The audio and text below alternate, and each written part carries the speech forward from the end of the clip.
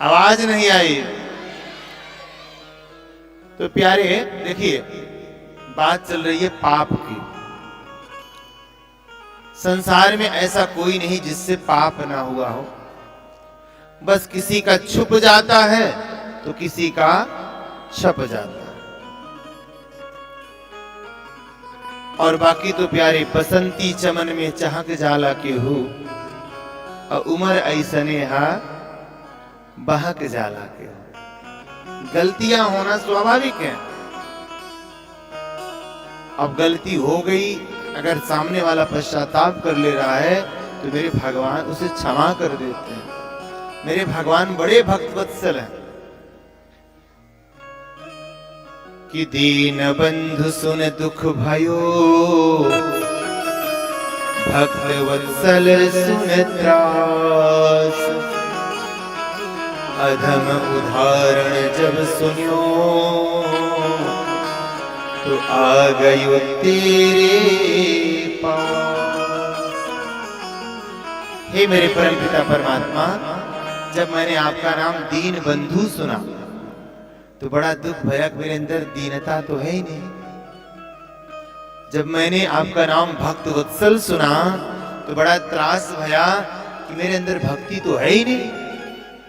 पर जब मैंने आपका नाम अधम उदाहरण सुना कि आप अधर्मियों का भी उद्धार कर देते हैं।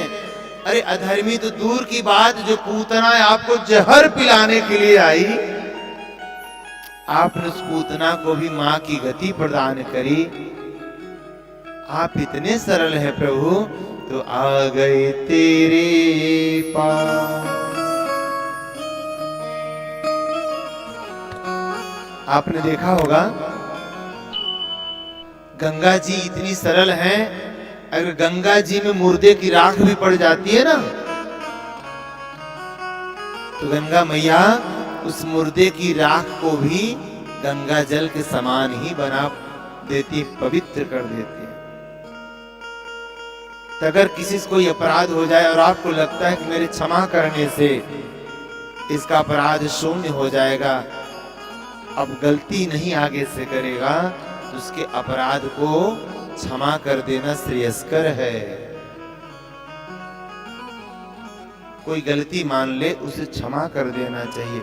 मेरे भगवान भी क्षमा कर देते हैं, तो हम लोग इंसान हैं, हमें भी क्षमा करना चाहिए। पर अगर कोई पाप करे, चोरी करे और सीना जोरी करे, तो उसके जैसे मान लो ये दुपट्टा है, इसमें दाग लग गया। अब जब दाग लग गया तो इस दाग को धोने को दो साधन, या तो स्वयं कोमल कोमल हाथों से इसे धो लो, महंगा कपड़ा है आपका भैया, और नहीं तो दूसरा साधन है धोबी घाट। नरक धोबी घाट में धोबी ऐसे ऐसे कपड़े की छिदाई करेगा कि कपड़ा की नानी याद आएगी। तो आपके जीवन में अगर पाप हुआ है तो उसका पश्चाताप कर लीजिए, प्रायश्चित कर लिए, कान पकड़ लीजिए, भगवान जो हो गया सो हो गया। पापो अहम पाप कर्माहम, पाप आत्मा पाप संभवः, त्राहि माम पार्वती नाथ सर्व पाप हरो भवः। हे भगवान, हम पापी हैं, हम इसको एक्सेप्ट करते हैं, स्वीकार करते हैं। मैंने आज शुरू में जो सवैया बोला, तो हमने कहा कि हम पापी से पापी प्रचंड बड़े, हम इसको स्वीकार करते हैं प्यारे। हम पापी हैं, लेकिन फिर भी हम आपको बुलाते हैं। नहीं दीनों पे नाथ दया करते, तो फिर दीन दयाल कहते हो क्यों। तो प्यारे पाप हो गया तो उसका प्रायश्चित कर लें, और भजन करें, सत्कर्म करें, दान करें, पुण्य करें, कथा श्रवण करें, तो आपका पाप समाप्त हो जाएगा। और अगर आपने चोरी भी की है, सीना जोरी भी कर रहे हैं, उसका पश्चाताप भी नहीं कर रहे हैं, तो फिर वो जो पाप है ना, वो जो दाग है ना, फिर उसको कौन धोएगा? यमराज, धर्मराज धोएंगे। आपको नरक में भेजना है, वैतरणी नदी में डुबोना है कि खोलते ही तेल कढ़ाई में डाल के तुम्हारे पकौड़े बनाने हैं, उसके लिए तैयार है। जैसी करनी वैसी भरनी, जैसा करेगा वैसा भरेगा। उसको कष्ट मिलता है। परीक्षित जी से थर थर कांपने लगे, बोले महाराज संसार में ऐसा कौन जिससे पाप ना हुआ? हाँ, कितना भी बचा के चले तो पैरों के तले 2-4 चींटी तो आ ही जाती, मर जाती है। भाई घर में आप पोछा भी मार रहे हो तो भी वायरस आगे मर गए, पाप तो हुआ ना। जाने अनजाने बहुत प्रकार के पाप हो जाते हैं, पर इसका प्रायश्चित कैसे किया जाए?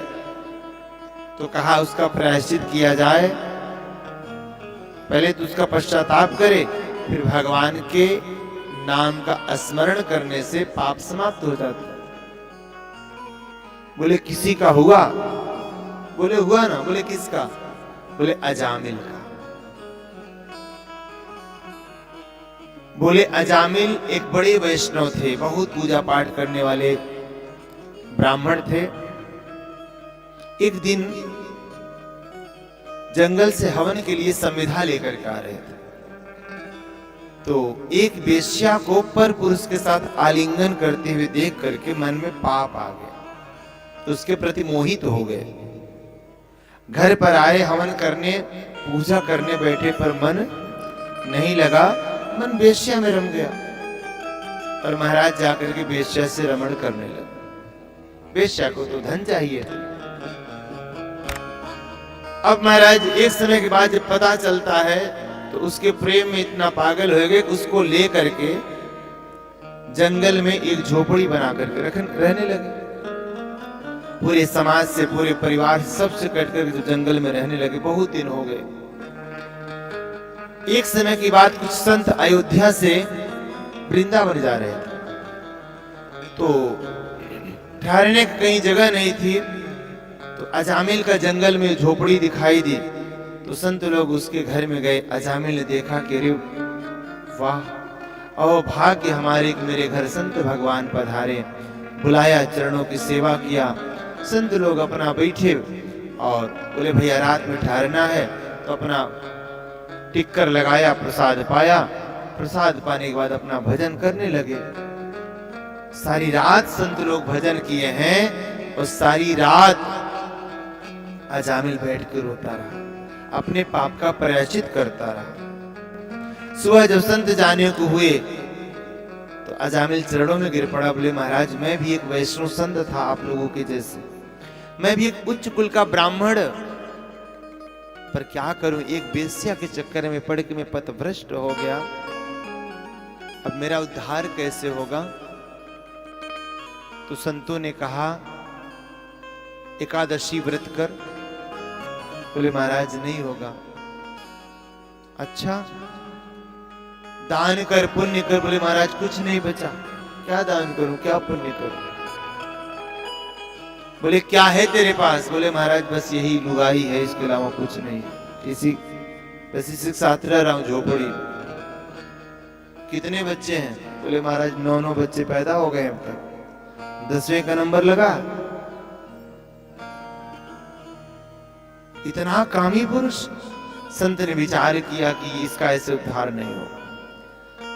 संत ने कहा भगवान के नाम ले। बोले महाराज जब नाम लेता हूं ना तो इस वेश्या का ध्यान आता है, मैं इसी में सब कुछ को देखता हूं। एक कामी पुरुष, देखिए जो एक कामी पुरुष हो जाता है ना तो अपनी प्रेमिका में ही सबका दर्शन करता है।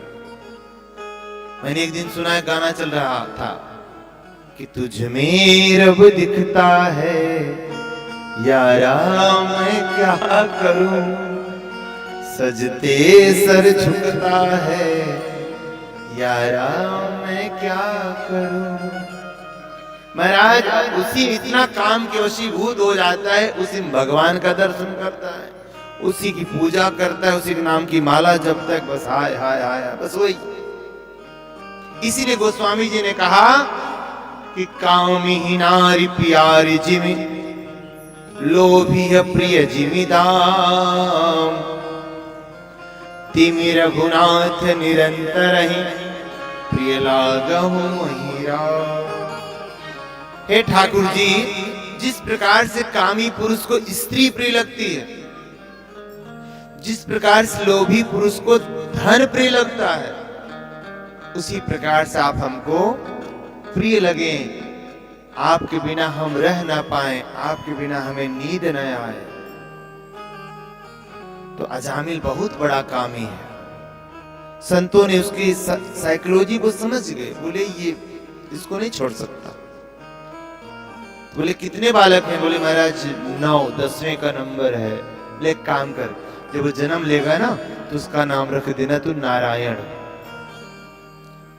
अब महाराज समय व्यतीत हुआ और एक समय के बाद जब बालक ने जन्म लिया तो उसका नाम रखा नारायण।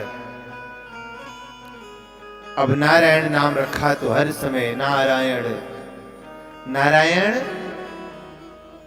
आ जाओ दूध पी लो। नारायण तुम्हारे मित्र तुमको बुला रहे हैं, जाओ खेल लो। नारायण ये कर लो, नारायण वो कर लो। हर समय नारायण नारायण नारायण। प्यारे भाव कुभाव अनख आलसहु, नाम जपत मंगल दिसी दसहु। भगवान का नाम भगवान का नाम चाहे जानकारी में लो, पर अगर भगवान का नाम आप ले रहे हैं तो भगवान का नाम अपना प्रभाव दिखाता है। ये ऊर्जा दौड़ रही है, संचालित हो रही करंट। इस करंट को चाहे जान के छुओ, चाहे अनजाने में टच हो जाए, लेकिन जब टच होगा तो झंझना जाएगा। बाप रे, है ना? ऐसे मेरे भगवान का नाम है, वो अपना प्रभाव दिखाता है। महाराज अंत समय में सबको लेने के लिए तो 2 दूत आते हैं, अजामिल को लेने के लिए 4 यमदूत आए। अरे जैसे यमदूतों को देखा महाराज, अजामिल चिल्लाया, अरे बेटा नारायण मेरी रक्षा करो, रक्षा करो, रक्षा करो। महाराज संसार का नारायण तो नहीं आया, पर जगतपति नारायण के पार्षद आकर प्रकट हो गए। और लक्ष्मी नारायण भगवान की जय हो। भगवान के पार्षद आ गए, यमदूतों को दूर भगाया। आज अजामिल के नेत्रों में पानी भर गया, रोने लगा, सजल हो गए नेत्र। बोले मैंने भगवान का नाम अनजाने में लिया, तो मेरे भगवान मेरी रक्षा करने के लिए आए। अगर मैं जान करके भगवान का नाम लिया होता तो मेरे भगवान की कितनी कृपा भई होती है। सो महाराज चरणों में गिर पड़ा और भगवान से बोला, प्रभु कुछ और आयु दे दीजिए, हम आपका भजन करेंगे। उसको 8.5 वर्ष की आयु और आयु मिली है। तो उत्तराखंड में जाकर के भगवान का भजन करके इस शरीर को त्याग करके अंत में भगवान के धाम को प्रस्थान किया। वो लक्ष्मी नारायण भगवान की। तो प्यारे नाम की बड़ी महिमा, ये भागवत, ये राम कथा आपके जीवन में संस्कार उत्पन्न करती है, आपके जीवन में कल्याण उत्पन्न करती है।